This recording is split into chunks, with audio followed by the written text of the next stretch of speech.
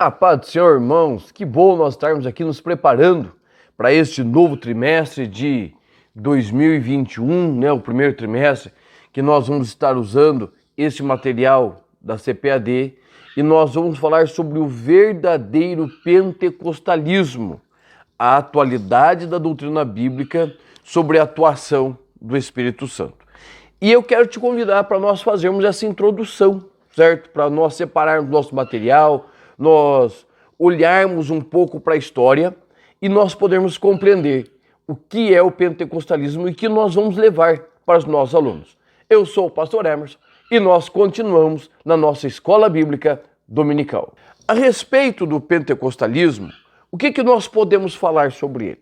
Que ele nasceu no dia de Pentecostes, Atos 2, certo? Ali é o estopim ali do pentecostalismo, do falar em línguas, a glossolalia, nós vamos usar muito esse termo, né? Que é falar em outras línguas. E isso era algo que era presente, comum na igreja do Novo Testamento. Tá? E nós vamos ver, principalmente igual quando Paulo escreveu aos Coríntios, ele vai deixar bem clara a normatização da igreja de Corinto a respeito das línguas, o falar em línguas que não era proibido, mas havia assim uma certa ética cultural, né, aonde 2 ou 3 falavam, o resto se calavam para ouvir o que estava sendo dito. Nós vamos ver Paulo normatizando, não colocando uma regra rígida, mas ele normatizando para quê? Para que pudesse ter, para que o culto fosse fluido, todos pudessem falar, pudesse haver o crescimento. Então, quando nós vamos para Atos 2, e principalmente para a igreja de Corinto, nós vamos ver a normatização desses dons, como funcionava o seu trabalho. Quando Paulo vai falar aos Gálatas, ele vai nos ensinar sobre os dons, sobre os frutos do Espírito. Quando Paulo vai falar aos Efésios, vai falar sobre os dons ministeriais. Então, irmãos, o pentecostalismo, certo? Ele tem o seu berço ali no livro de Atos dos Apóstolos e também a normatização dentro das nossas igrejas. Só que o que vai acontecendo? Com o passar do tempo, e principalmente depois da entrada de Constantino na igreja, quando ele se converteu, né, e ele abraça todo o mundo romano, né, e transforma-o em igreja, né, colocando a igreja cristã como sendo a igreja oficial do Estado. Ele vai, né, estatizar a igreja. Você vai ver que o movimento espiritual vai caindo, porque a igreja cresce muito, ela incha, na verdade ela não cresce, ela incha. E o que vai acontecer? Muitos povos que não tinham conhecimento de Deus, não tinham contato com Deus, vão fazer parte desta igreja, vai entrando um movimento de esfriamento, heresias. Aí nós vamos ver principalmente a questão do montanismo, né? Que Montano se dizia o porta-voz do Espírito Santo, ele era o senhor da nova profecia, uma visão escatológica totalmente deturpada e muito forte acontecia. Então, por causa dessas heresias, o movimento pentecostal, né, a continuação de Atos 2, ela vai se arrefecendo, né? Que eu quero crer, pelo que a gente vai estudando, vai percebendo, que o pentecostalismo, ele nunca parou, mas ele teve uma desaceleração, grupos muito pequenos, até que quase não se tem notícia deles na história. Ok, e o que vai começar a acontecer? Após 1500, após ali o Martinho Lutero começar a reforma protestante, Lutero, Zwinglio e outros ali, vai começar novamente a ter um ardor espiritual, uma busca. O primeiro grande efeito da reforma protestante para o pentecostalismo é a volta da Bíblia. É a volta da Bíblia. Você não pode ser pentecostal sem crer na Bíblia. Sola Escritura, só a Escritura, só a Bíblia, tá? Então, quando a Bíblia ela volta em cena, o que vai acontecer? Começa novamente esse desejo pela santidade. A Bíblia é o livro da santidade. A Bíblia ela nos leva, ela nos conduz a uma vida de santificação diante do Senhor. Então você vai ver esse retorno da Bíblia na mão do povo. E uma das ideias de Lutero era que a Bíblia fosse traduzida e que cada cidadão alemão, certo? Cada cidadão tivesse a Bíblia na sua própria língua. Então você vai ver um grande movimento de traduções. Umas traduções melhores, outras não tão boas, mas aí um grande movimento de traduções. E o que vai acontecer? Vai acontecer que lá em 1730, 1740, vai começar um grande despertamento, certo? O primeiro grande despertamento, a santidade e a oração, certo? Não havia um líder muito claro, mas começa aí um movimento de santidade e de adoração. Já na continuidade, um segundo despertamento, puxado aí por um nome muito conhecido, Charles Finney, tá? E Charles Finney vai trazer essa questão da pregação, do avivamento, não esse avivamento que nós temos hoje, que é fazer culto de avivamento, não. O avivamento genuíno. O que é o avivamento? Oração, leitura da Bíblia, pregação de arrependimento e convencimento da necessidade de se santificar. Isso faz o verdadeiro avivamento.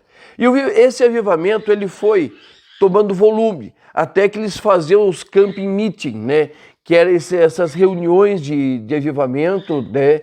de evangelismo, principalmente nas zonas rurais, afastadas dos grandes centros, que daí eles eram em áreas abertas, e nos grandes centros se alugavam barracões, ginásios, teatros, né? Para fazer ali o seu trabalho de evangelismo e pregação do evangelho.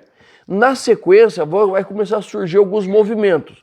O puritanismo, certo? E o pietismo, que foram movimentos americanos, ingleses aí, que foram muito importantes nessa formação da necessidade, essa formação aí desse meio de busca do Senhor, de voltar às raízes da oração, a vida piedosa, afastamento do pecado, tá? E isso daí vai levar ao quê? Ao surgimento de uma igreja do movimento religioso chamado Movimento Holiness. Esse movimento Holiness, ele foi muito importante para o pentecostalismo, porque grandes líderes vão sair deles. Então nós vamos ver aí esse movimento Holiness, certo? Que está agindo nos Estados Unidos, levando, né, esse movimento Holiness é santidade, né? Esse movimento de santidade que está invadindo os Estados Unidos e trazendo essa necessidade de salvação. A terceira onda, 1857, 58 mais ou menos, ela vai trazer, reforçar a questão da santificação como sendo uma segunda bênção. Então essa necessidade de buscar essa santificação, de ir atrás, de se colocar na presença do Senhor pela santificação. E isso vai fazendo o quê, irmãos? Vai preparando o arcabouço para que venha acontecer o que nós vamos ver daqui para frente ali no movimento da Rua Azusa. O movimento da Rua Azusa, ele não começou assim ali, certo? Nós vamos ver a figura muito importante de Charles Farham, né?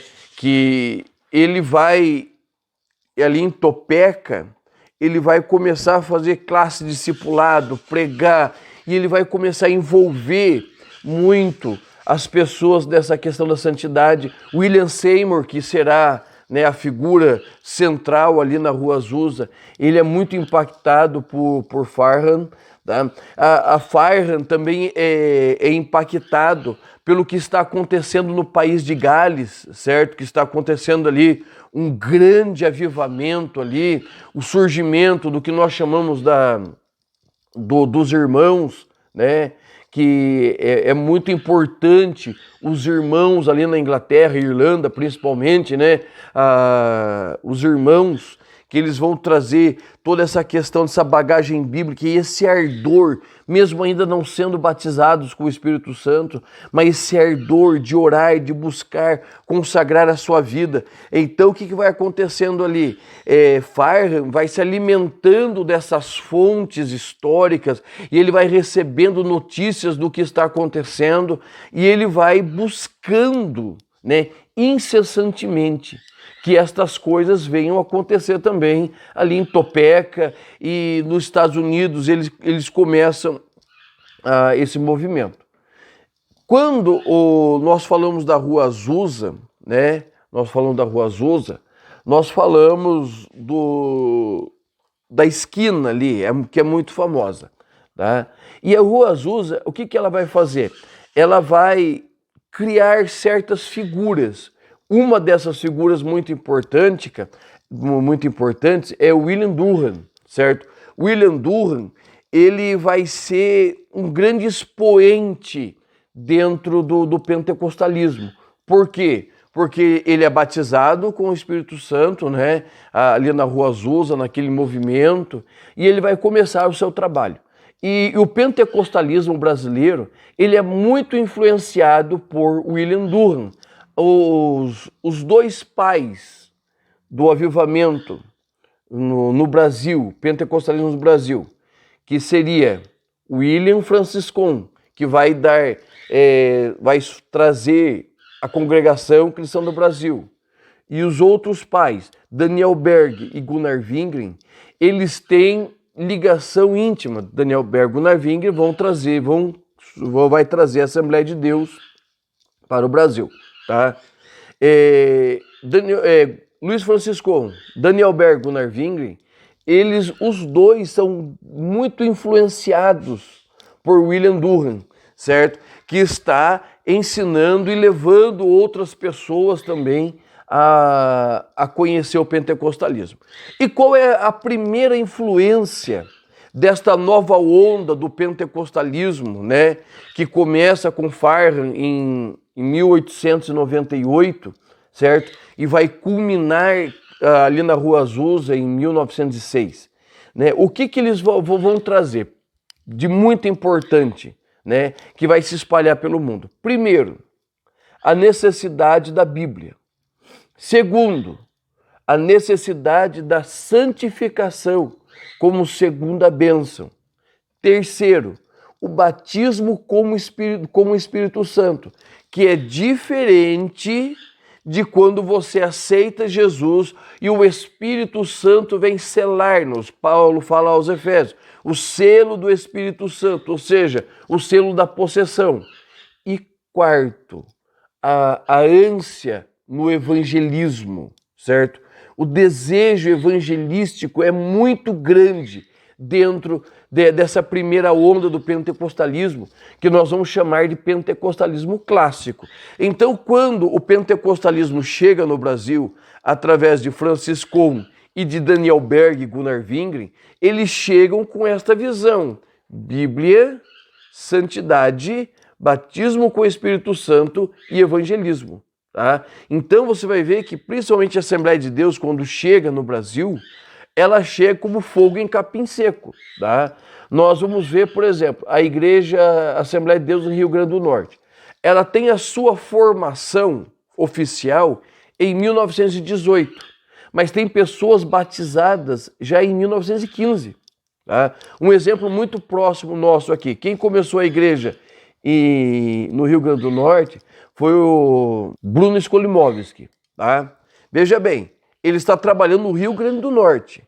Em 1918, ele está formando, né, institucionalizando a Assembleia de Deus na cidade de Itararé, que está a 130 quilômetros de onde eu estou, e ele, em continuação, ele vai até Curitiba e vai institucionalizar a igreja, vai formar a igreja de forma civil, né, de forma no papel, vamos dizer assim, em Curitiba. Tá? Então veja bem, duas igrejas são formadas por Bruno Skolimowski, mas ele já começou o trabalho dele lá no Rio Grande do Norte. Ou seja, de 1911 a 1918 são 7 anos e esta mensagem pentecostal, evangelística pentecostal, já está varrendo o Brasil. Tá? E veja bem, para que a igreja, tanto de Curitiba quanto de Itararé, elas fossem o quê? Formadas, né, tivessem já seu primeiro estatuto, fossem registradas, era necessário que houvesse um povo anterior. Quem foi que chegou em Itararé primeiro? Um catarinense chamado Crisóstomo Mamede.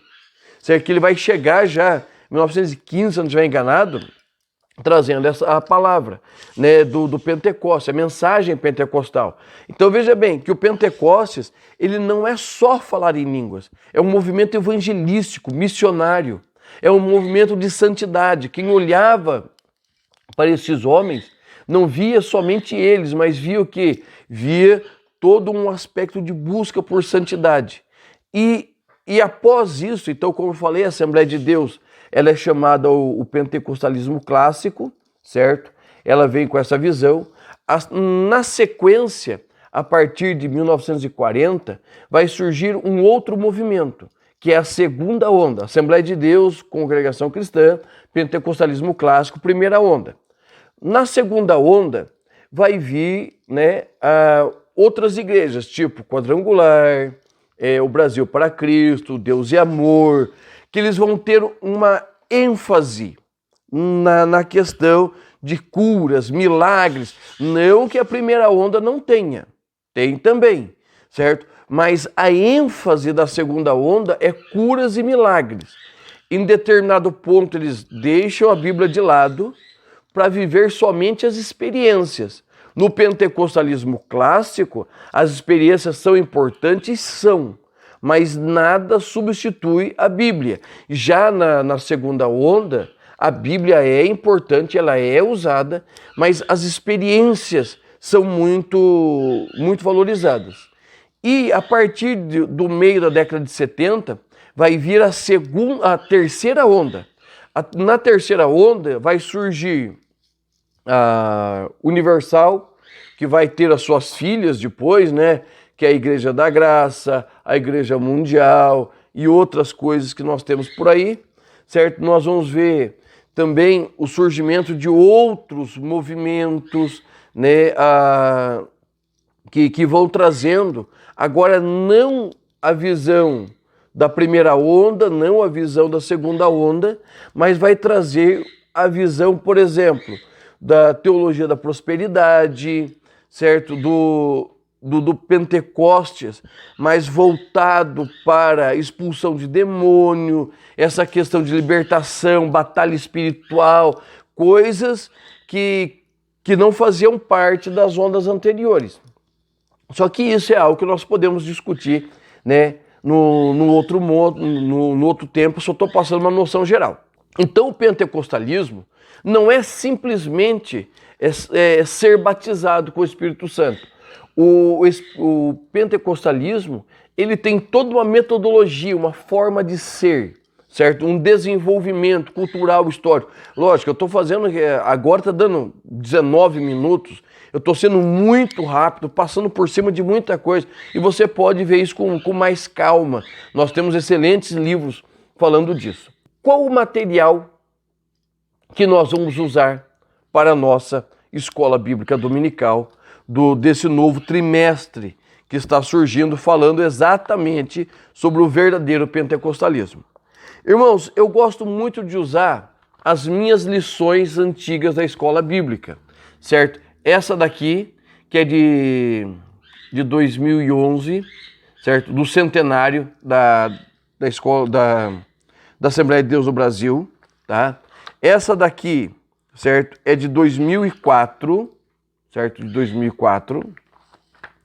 Essa outra aqui é de 94, certo? Falando também sobre o pentecostalismo, certo? As três voltadas diretamente ao Espírito Santo e ao pentecostalismo. Essa daqui, certo? Ela é de 2006, que ela vai falar sobre as doutrinas bíblicas do pentecostalismo, tá? Então é muito boa essa daqui porque nós vamos estudar.